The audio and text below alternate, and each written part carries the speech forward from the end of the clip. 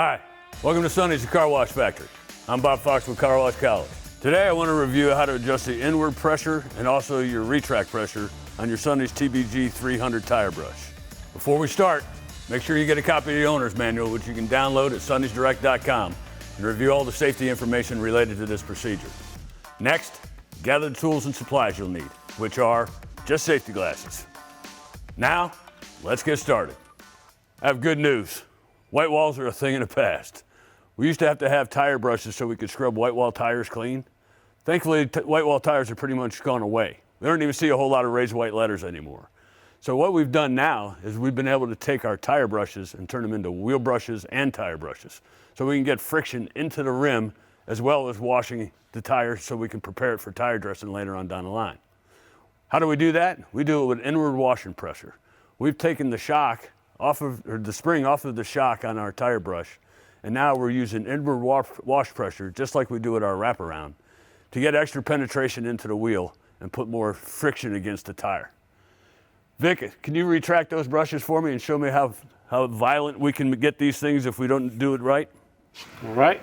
So right now, as you can see, the passenger side is kind of too aggressive in the way that it goes in and the way that it retracts. So we're gonna reduce the PSI.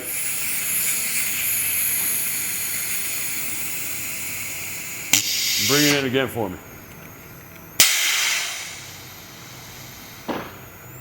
Much better, but still a little bit too aggressive. Okay, let's go take a little bit more pressure.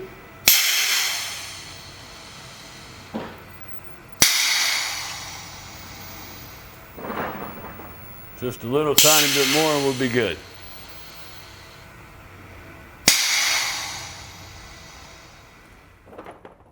Good. We never want to shock anything with air. The smoother everything moves, the longer it's going to last. So that was our retract pressure.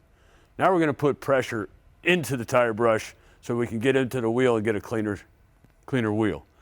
On the driver's side, we generally want to have about between 10 to 25 or 10 to 15 pounds. And on the passenger side, 15 to 20 pounds, depending on what you wash the most of. Remember, on the driver's side, we only want to have about 10 to 15 pounds because the tire brush doesn't have to travel quite as far. Passenger side, we want between 10 and 25 pounds.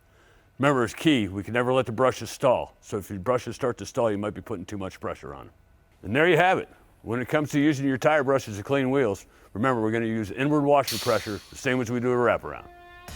Keeping up with this and all preventative maintenance at the car wash helps eliminate unscheduled downtime and ensure you're delivering a consistent wash experience that will make raving fans of your customers.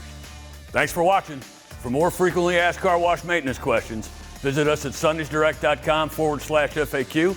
I hope to see you in the Car Wash College classroom real soon. And as always, good luck and good washing.